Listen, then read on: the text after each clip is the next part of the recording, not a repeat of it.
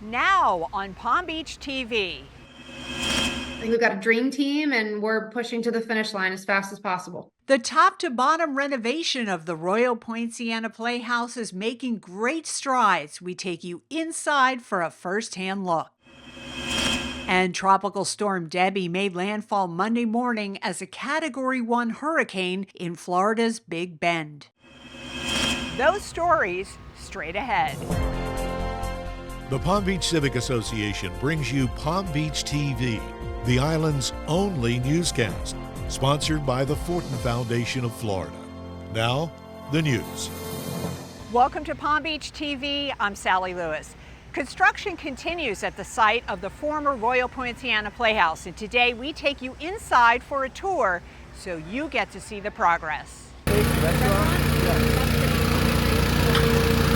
Nearly 10 years after purchasing the Royal Poinciana Playhouse property, WS Development, who is overseeing the redevelopment, is feeling the excitement of watching the once shuttered property come back to life. The scope of everything from the moment we dug up the dirt to do the foundation work, to laying down the slab, to putting up demising walls, to putting the roof on and the mechanical and electrical, everything is moving sequentially south to north. We're at a moment in time where it's all at different stages because of that ebb and flow of the workers and different trades moving throughout the building. As we made our way through the building, we saw the walls were erected on the south end and mechanical and electrical work was underway throughout. Once completed, the property will be home to a premier arts and cultural center called the Innovate, high-end retail spaces, including Cartier and a waterfront restaurant, Tutto Mare. So this is how you'll enter the restaurant. It'll have a covered awning all the way down to the water, and then a row of landscaping on the left side here to buffer from the Hibble building and our neighbors at the towers. The project is a blend of the old with the new. The restaurant is retaining the original ceiling mural from the Celebrity Room, seen here carefully preserved during a Civic Association tour in 2022, pre-construction, and now stabilized, covered, and protected, which will be unveiled as part of the new restaurant. There's incredible attention to detail when it comes to how we make that connect to the rest of the building. It was a very old building, even with the greatest standard of care. Making an old connect to a new is a really challenging moment in any project.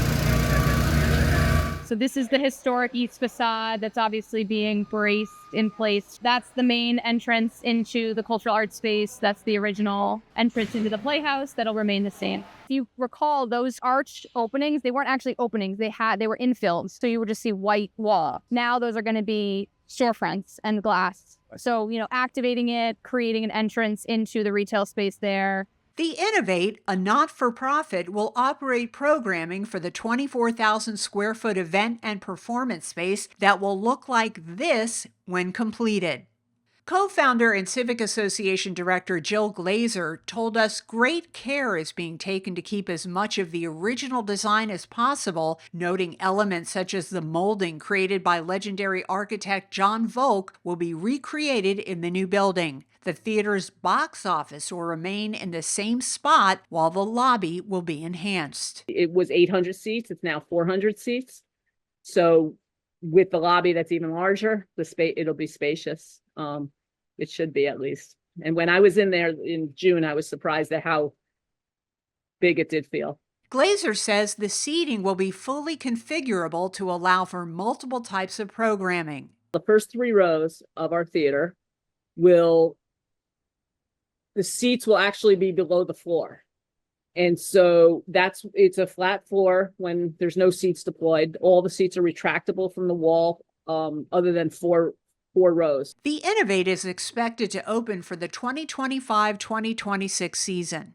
As for the rest of the building, Clark says there will be a phased opening with some businesses ready at the tail end of 2024, trickling into 2025. It'll probably feel like around half a year to 75% of a year for everybody to be fully open, but it'll be staggered along there. So there'll be moments of excitement as each of them open. With the view changing as you head over the bridge, Excitement is building in the community. We've gotten beautiful notes and messages over the last couple weeks or months, and it's been pretty heartwarming. To be at this moment and see the light at the end of the tunnel and have such exceptional partners by our side, I think like takes that happiness to another level that I just wouldn't have known 3 years ago.